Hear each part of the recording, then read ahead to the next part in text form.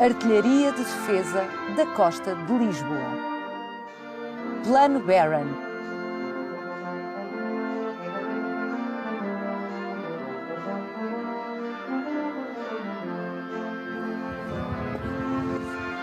Esta peça de artilharia, com o seu respectivo bunker em baixo, é hoje, nesta tipologia, o conjunto de artilharia de costa mais bem preservado no mundo.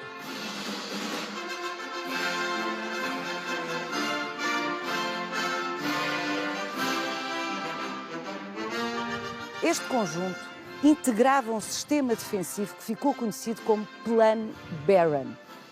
Secreto durante décadas, foi considerado obsoleto em finais dos anos 90 do século XX e, portanto, desativado.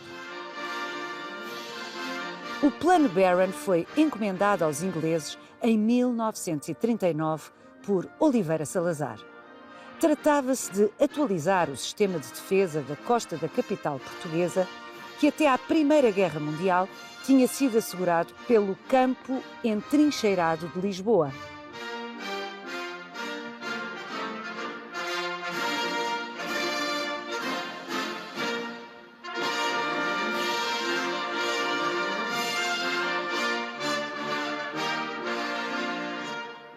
As 8 baterias que compunham o Plano Barron foram construídas entre os anos 40 e os anos 50 do século XX e cobriam 150 km de costa, de Setúbal à Ericeira.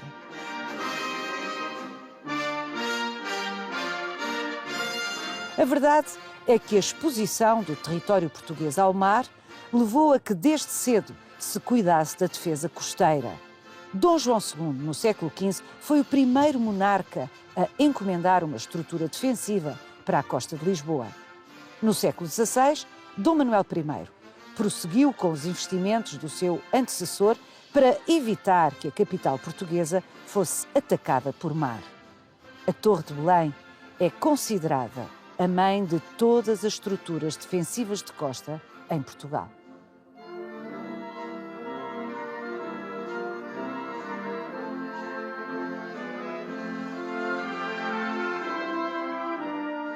Portugal foi o país europeu que manteve até mais tarde este sistema de artilharia de costa operacional.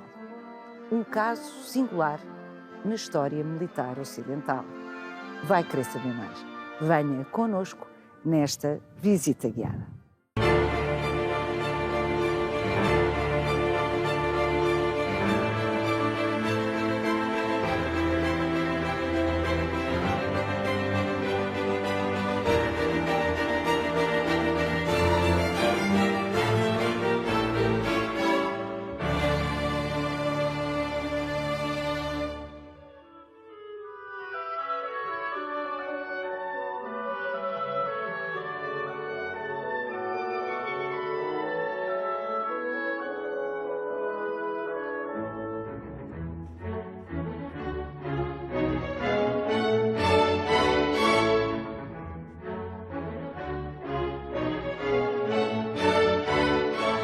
Estamos no Hospital de Cascais, no Hospital Público de Cascais, e Maria Rita Paes, Coronel Alpedrinha Pires, devo dizer que é absolutamente inusitado chegar ao recinto de um hospital civil e encontrar uma peça de artilharia, ainda por cima, deste calibre, desta escala. É verdade, é uma das peças de artilharia maiores e com maior alcance que existiu desde sempre em Portugal. Esta, a primeira peça, continua cá, foi preservada. A segunda e a terceira peça foram soterradas, as fundações do hospital foram construídas em cima delas. Esta bateria de artilharia de costa estava incluída num sistema defensivo de artilharia de costa para defender Lisboa, a capital de Portugal. Esta bateria é a que está mais recuada de todas as outras baterias estão na orla. Esta está recuada no território e é aquela que tem um valor estratégico no dispositivo maior. Faziam tiro de artilharia de costa que atingiam alvos navais, navios, num arco até 150 km, desde a Ericeira até à comporta a Setúbal.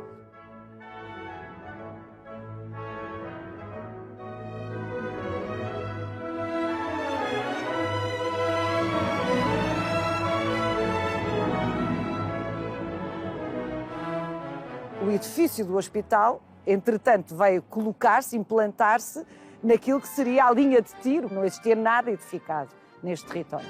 Exatamente.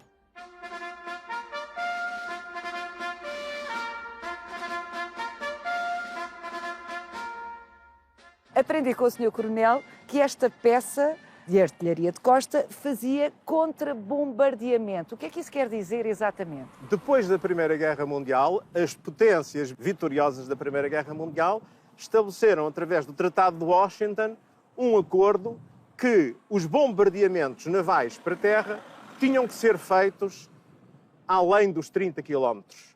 E, portanto, a colocação desta bateria muito afastada de Lisboa projetava os seus contra-bombardeamentos para além desses 30 quilómetros e, portanto, era possível bater os navios adversários muito antes deles terem a oportunidade de bater a capital, procedendo assim à segurança de todo este território.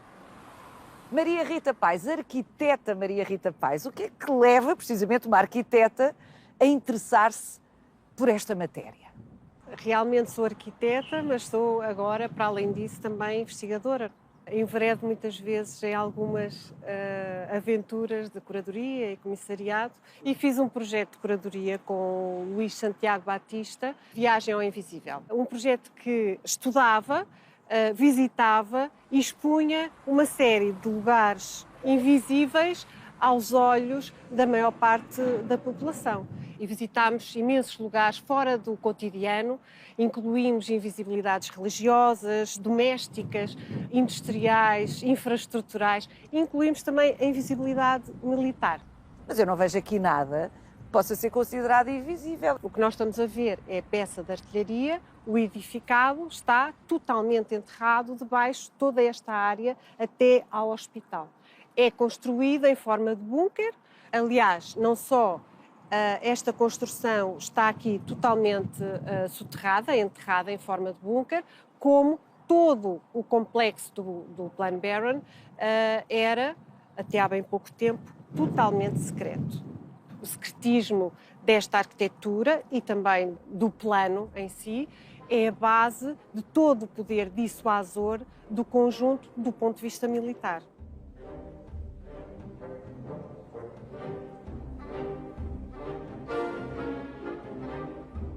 Então como é que se desce para a banca? Por ali. Ali? Vamos? Ai, vamos.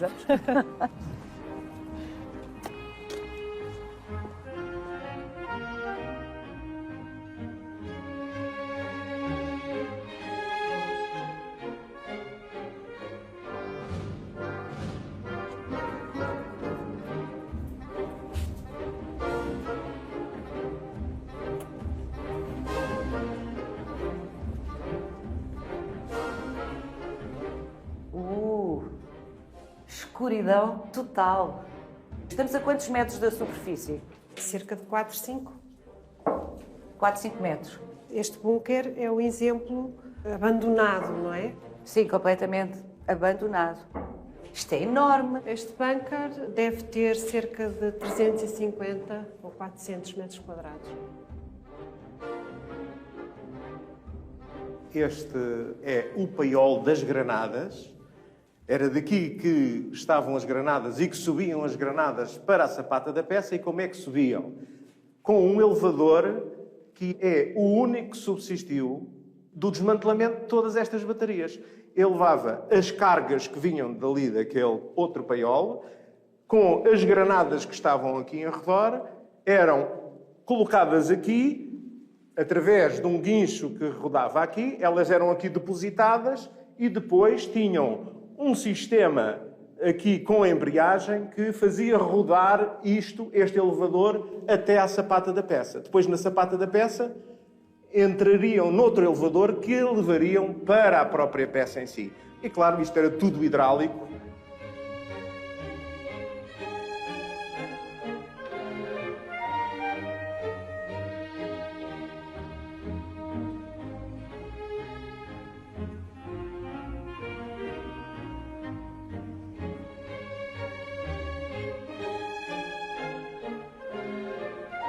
A cada peça de artilharia corresponde um bunker. A cada peça de artilharia corresponde um que bunker. É o paiol, no fundo. Com os seus órgãos, os paióis, os compressores, a maquinaria que a faz funcionar. As outras duas peças, o posto de observação e o posto central de tiro, foram entregues ao Exército prontos para serem utilizados em 1953, quando esta bateria fez os primeiros tiros de artilharia de costa. 1953. E já repararam que, à exceção da entrada que está um pouco enlameada da chuva... Porque isto não é estanque, obviamente. Exatamente. Toda a estrutura interior está fechada, sempre, permanentemente, está impecável, não tem umidade. Uma estrutura com 70 anos. E quase inexpugnável, não é, Sr. Coronel? Isto aqui... É, de facto, um exemplo da segunda Revolução Industrial, de uma estrutura casamatada, com uma blindagem de betão armado e uma chapa de aço, com resistência aos bombardeamentos dos navios, à capacidade de bombardeamento do navio, que existia já muito forte na Segunda Guerra Mundial, e que, de facto, manteve esta estrutura válida até aos finais dos anos 90. Exatamente. Mas existe outra bateria idêntica a esta, na Fonte da Telha, e que está impecável. Vamos até à Fonte da Telha, porque já me tinha falado nisso e eu tenho imensa vontade de conhecer. Vamos embora.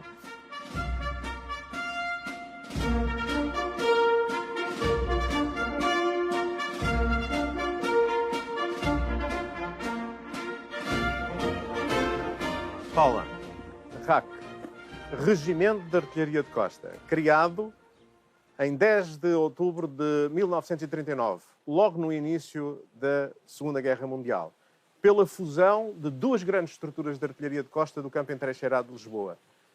O RAC número 1 e o RAC número 2. Eram grandes estruturas, estas estruturas chegaram a ter 5.000 homens. O RAC, no seu conjunto, chegou a ter 1.000 homens. Uma estrutura mais moderna, mais capaz, com menos pessoas.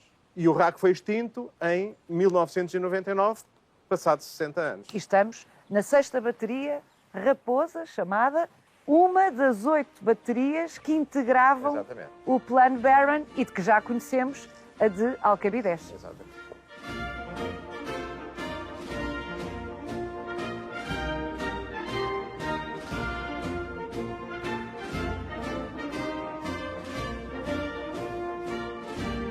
Esta bateria está impecavelmente preservada, teve a segurança do Regimento Antiaéreo do Exército Português e teve aqui um sargento reformado com os militares do regimento a assegurar a segurança e a manutenção disto. Esta bateria está impecável, é uma preciosidade única no mundo.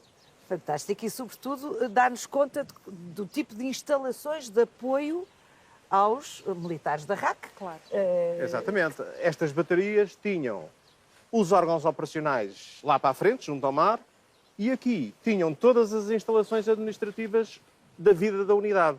Era uma unidade fechada em si mesmo, podia ter até 200 homens, e, portanto, tinha aqui as casernas, o edifício de comando da bateria, os refeitórios, os bares de praças, a casa da guarda, enfim, aqui a vida administrativa do quartel, e depois, lá à frente, junto ao mar, a bateria operacional propriamente dita. Estou desejosa de ver. Vamos embora.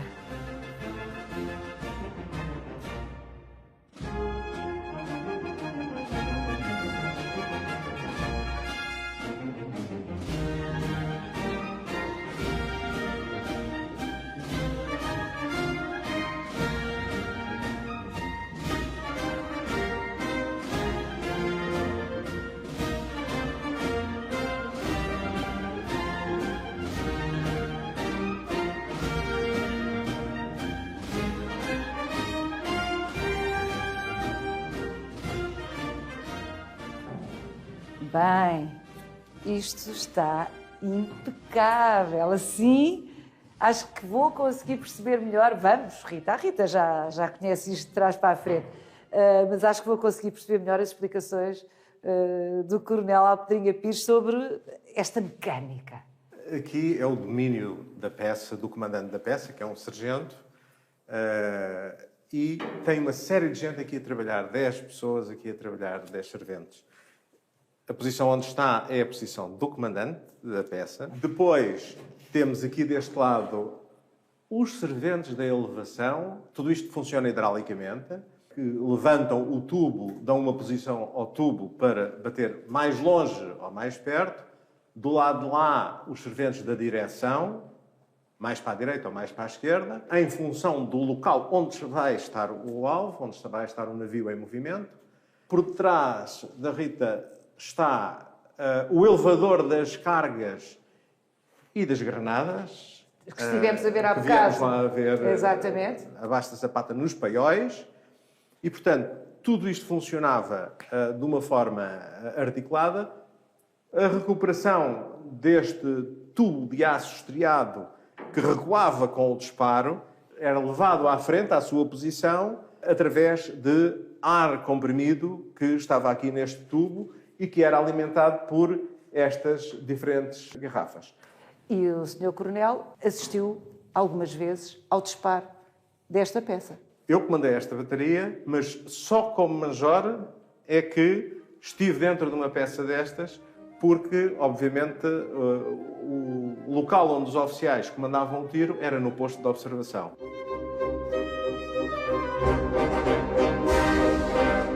Esta peça tinha mais de 20 homens. Além destes 10 que estavam aqui em cima, tinha outros tantos nas sapatas. Aqui, imediatamente, na sapata da peça, nos nichos, estavam guardadas as granadas e era onde elas eram mobilizadas para o elevador. E depois, lá embaixo, existiam todos os outros órgãos da bateria que estavam permanentemente guarnecidos. A central geradora elétrica, que produzia energia elétrica para todo este sistema. Estamos a falar, claro, do bunker. Do bunker. Correspondente. Tudo o que estava dentro do bunker. Um sistema de compressão de ar que produzia ar comprimido para alimentar todo este sistema e um sistema de compressão hidráulica que fazia com que toda esta peça se movimentasse. Além do paiol das cargas e do paiol das granadas. Nós fazíamos tiro para treino. Ela nunca foi utilizada num cenário de guerra, mas servia para isso. E esses exercícios eram considerados uma forma de dissuasão e de demonstração da nossa capacidade. O facto de ele ser mantido operacional e do tiro ser uma demonstração dessa capacidade contribuiu também para esse efeito dissuasor. Exatamente, porque de alguma forma, enfim, é uma das correntes, é uma corrente bem forte de pensamento. Quanto mais armados estivermos, mais paz estamos a garantir? Até certo ponto, não é?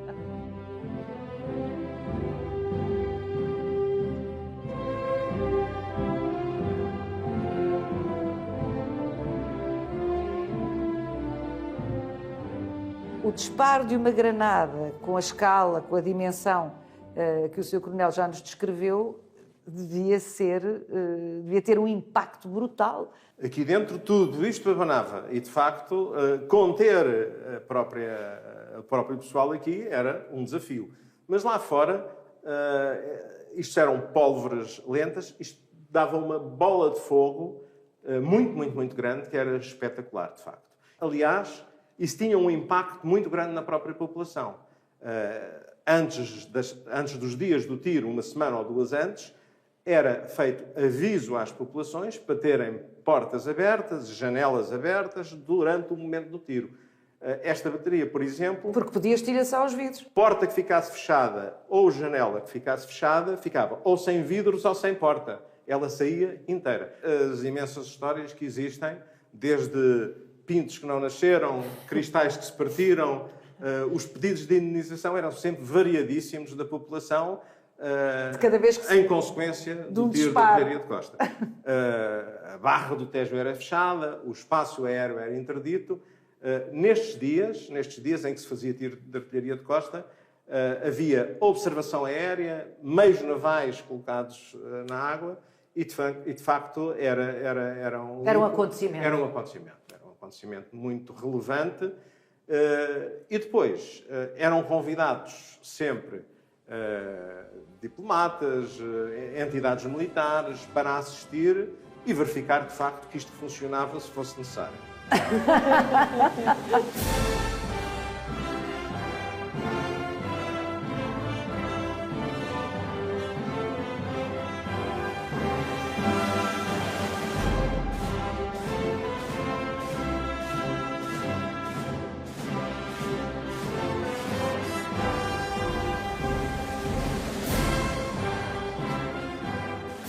Maria Rita Paes, há uma relação, já o disse no início desta conversa, há uma relação intestina entre a invisibilidade da arquitetura militar e a evolução tecnológica.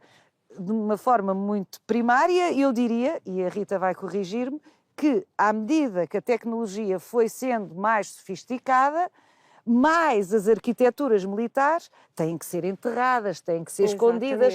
Grosso modo é isto? Grosso modo é isto. Nós passamos de um primeiro período da muralha, para evitar a entrada de projéteis em altura, lançados mecanicamente, para um segundo período em que a muralha desce, porque o projétil tem mais força, mais potência, e, portanto, a muralha tem que descer e alongar, para ser mais forte, mais resistente, para um terceiro período em que é com a introdução do cano de alma estriada, em aço, e do projétil longo. Portanto, um cano como aquele, que é um exemplo, exatamente, como este. Em que deixa de fazer sentido a proteção de um objeto com um muro, portanto, com uma muralha contínua, e os sistemas de defesa passam a ser dispersos. Dispersos em torno de um alvo. Fortes, altamente resistentes.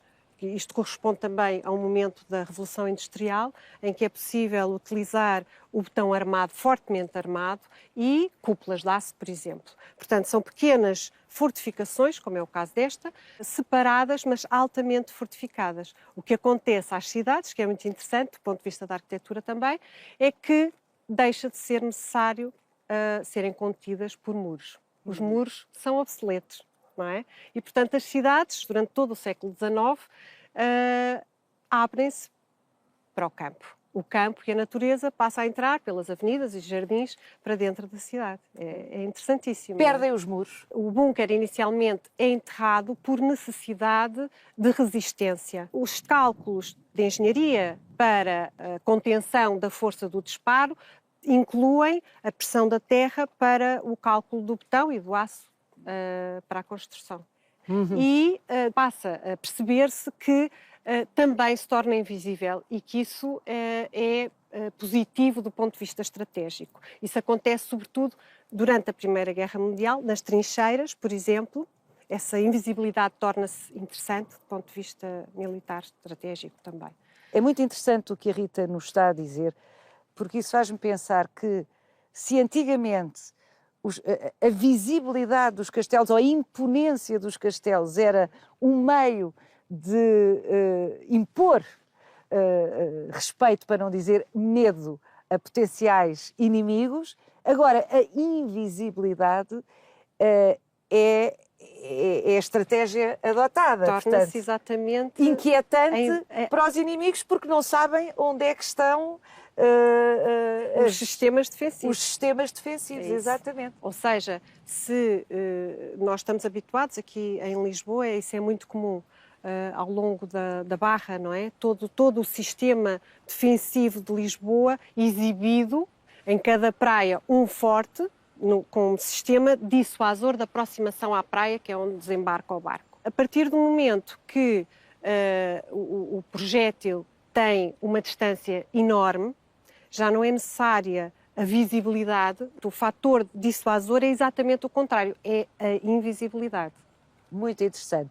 Sr. Coronel, está na altura de ouvirmos a história abreviada da evolução da defesa da costa, ou mais propriamente do Porto de Lisboa, que aprendi que é assim que se diz, a história da evolução dos sistemas defensivos. O primeiro, concebido por Dom João II e depois concretizado por Dom Manuel, a Torre de Belém, a Torre Velha da Caparica no outro lado do rio e a Nau Grande a meio do rio, a bloquear a chegada à capital, não é?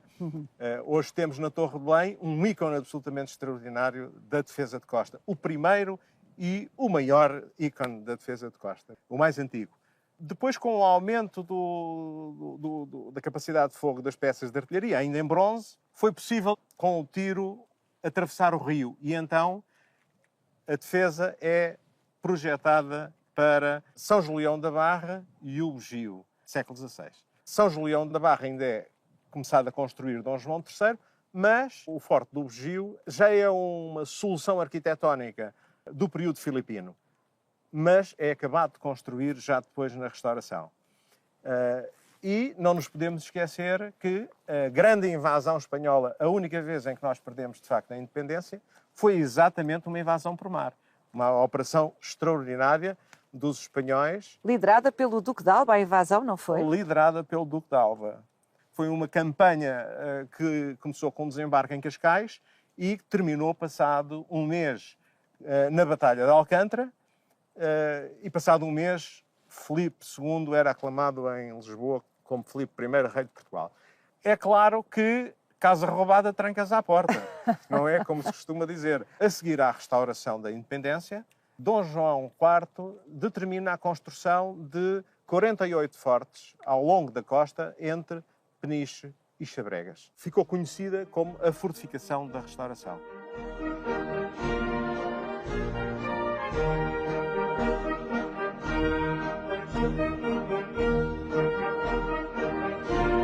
Tivemos um grande período em que não houve grandes incidentes. Chegámos à Guerra Civil Portuguesa, entre Dom Miguel e Dom Pedro. Há uma esquadra francesa, fortemente armada, com mais de 300 bocas de fogo, que entrou no Tejo, isto é, forçou as defesas do Tejo.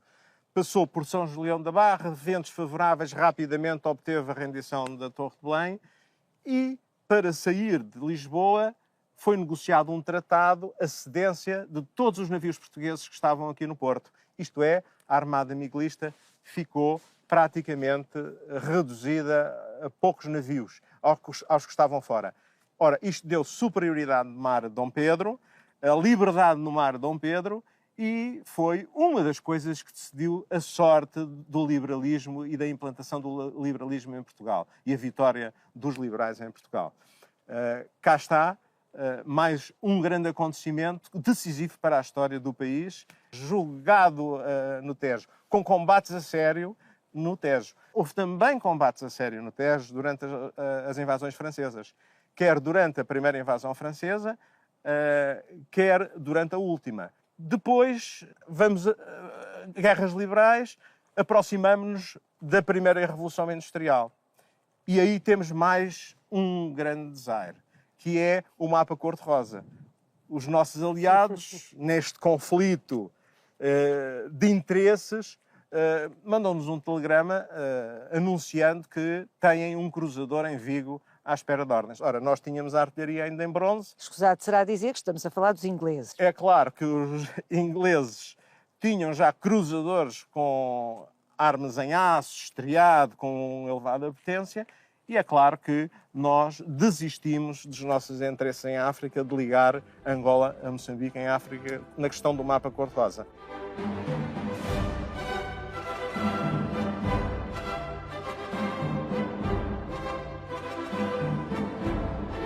Com esta sucessão de acontecimentos, torna-se evidente e urgente que se torna necessário defender convenientemente a capital. Estamos na primeira Revolução Industrial, estamos no final do século XIX e, portanto, o poder das armas de artilharia, de capacidade, de alcance, já é muito maior. É então que se concebe o maior sistema defensivo que a capital já teve. Um sistema que tinha uma componente terrestre de fortes enterrados e uma componente de defesa naval. Só em termos navais foram mais 13 novas baterias, todas armadas com materiais alemães. Quantas baterias integrava o campo entrincheirado de Lisboa? Cerca de 25 baterias. Só 13 eram de costa, mas depois havia também as baterias e as fortificações em redor de Lisboa. Para o interior. Para o interior, desenhando um círculo em torno de Lisboa, na sequência das linhas de torres. Cobria uma grande área e era considerado, à época, o maior sistema defensivo da Europa.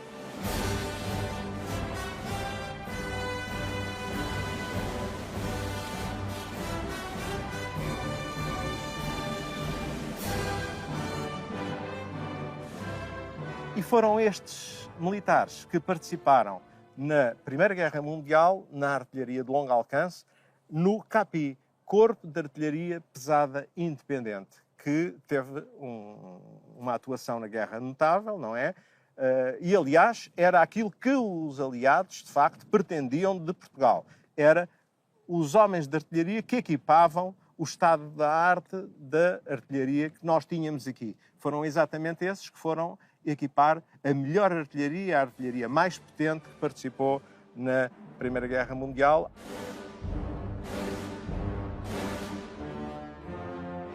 O Plano Barron, ou B, já vamos ver porque é que dizer Plano B é mais correto do que dizer Plano Barron, é o sistema defensivo de costa que se segue ao campo entrincheirado de Lisboa. Vamos até ao posto de observação para nos contarem como é que isso aconteceu.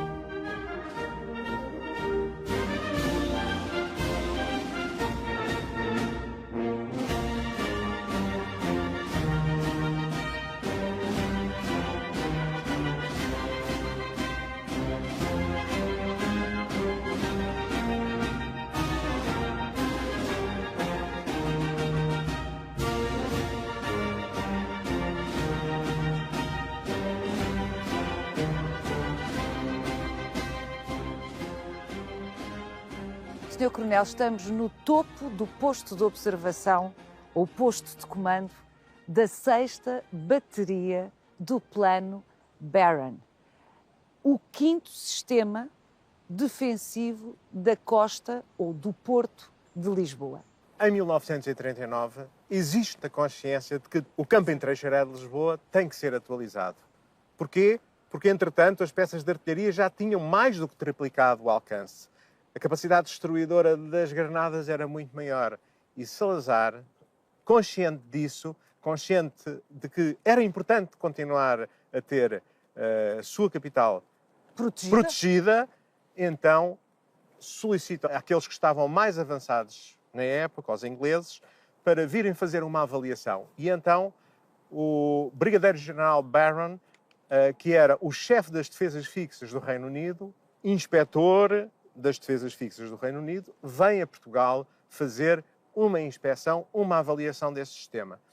Ele, juntamente com o comandante do RAC, com o coronel Monteiro do Amaral, com uma série de oficiais portugueses, produz um relatório. Relatório Barron Report.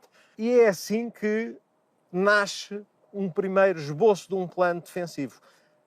Acontece o início da Guerra Mundial, Barron regressa a Inglaterra e em sua substituição vem o Brigadeiro-General Cortreat, que o substitui em funções e que vai estar cá em Portugal de 1941 a 1945, faz o plano que vem a ser designado por Plano B e faz outros trabalhos de inspeção e outros trabalhos de planeamento de defesas fixas em Moçambique, em Angola e noutros destinos ultramarinos.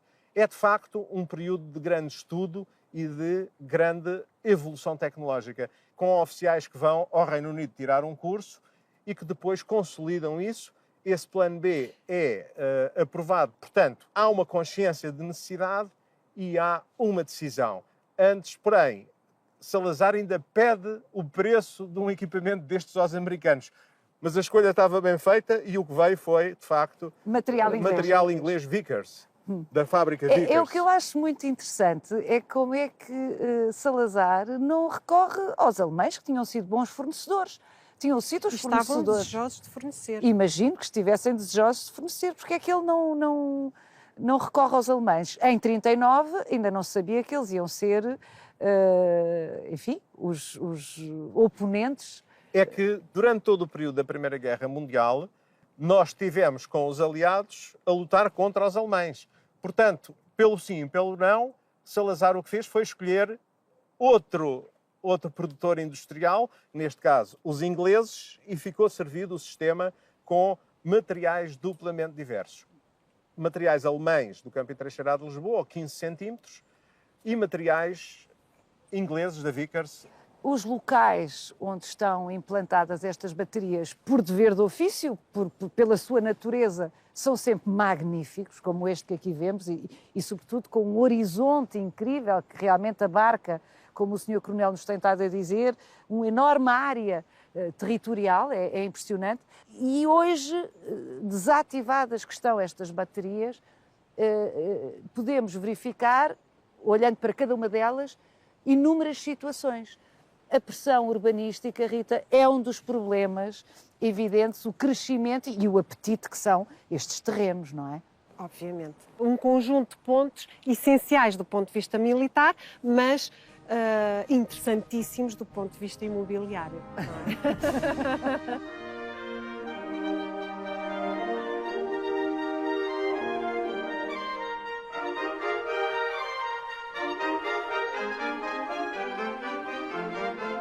Toda a linha do Estoril tem a agradecer às servidões militares, neste caso uma coisa muito positiva, a contenção de crescimento urbanístico que transformou a linha do Estoril numa das zonas mais aprazíveis do país, com uma costa de facto fantástica. E eu acrescentaria agradecer também que hoje, no presente dia, tínhamos herdado um conjunto de espaços totalmente verdes, preservados pela natureza do plano militar, preservados do ponto de vista ecológico. Bem, este caso aqui da Fonte da Telha é paradigmático, mas também porque foi devolvido ao Instituto de Conservação da Natureza. Este caso aqui da Fonte da Telha não tem pressão urbanística, não é por acaso que outras baterias estão vandalizadas e está-se à espera de que sejam aproveitadas por aquisições. É porque são muito diversas também as tutelas das diversas baterias do Plano B, porque o Exército acabou, como vimos aliás no Hospital de Cascais, por ceder os territórios onde estavam implantadas algumas destas baterias, não é? Para outros fins. Exatamente, o Exército declarou de facto não ter interesse no património militar de Alcabidez. Já aqui na Fonte da Telha, não só o dispensou, mas manteve, preservou, não é? Este património militar. E nos diferentes locais aqui de toda esta orla, descobriu-se agora que isto tem potencialidades turísticas, culturais e de captação de investimentos. Bom exemplo da bateria da parede, que está completamente vandalizado, mas que a Câmara de Cascais vai lá fazer um museu da fortificação marítima e da artilharia de costa. Isto não é tudo musealizável, quer dizer, o território é demasiado vasto, até eu que gosto tanto de museus reconheço que isto não é tudo musealizável e o Coronel acaba de dizer que de facto o Exército considera alienar para imobiliária, para construção civil, parte destes territórios. Mas há casos muito curiosos, como o caso da Laje. Exatamente. É um caso muito interessante. Há aqui dois casos extraordinários, pela positiva e um pela negativa. O caso da Laje, que foi cedido à Associação de Comandos, onde esta fez um pequeno núcleo museológico da artilharia de costa e do Plano B. Muito interessante. Tem lá também um núcleo museológico da Associação de Comandos e outro do próprio Regimento de Comandos nos paióis da bateria. Temos o caso extraordinário também da Liga dos Combatentes no Bom Sucesso, em Belém, que tem lá o Museu do Combatente e o Memorial ao Combatente Ultramarino. Logo ao lado da Torre de Belém, aquele ex-libris da Torre de Belém, e depois temos, do outro lado do rio, com uma vista extraordinária para a Torre de Belém, completamente abandonado, completamente vandalizado. Trafaria. A Trafaria.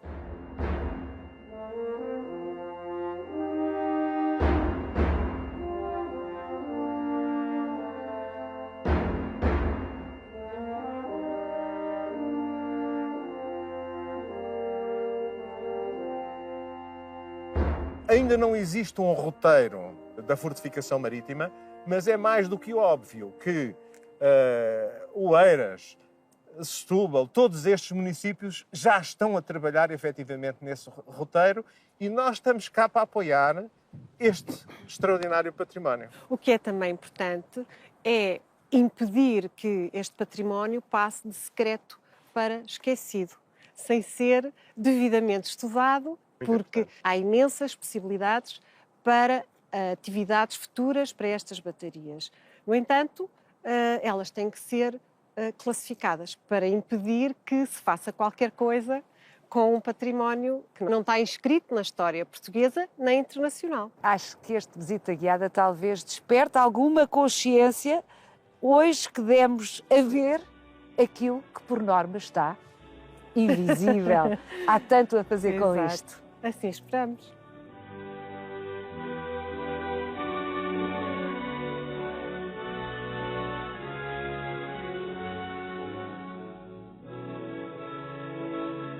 Siga-nos no Instagram, no Facebook e na nossa página onde pode rever este e os outros Visita Guiada.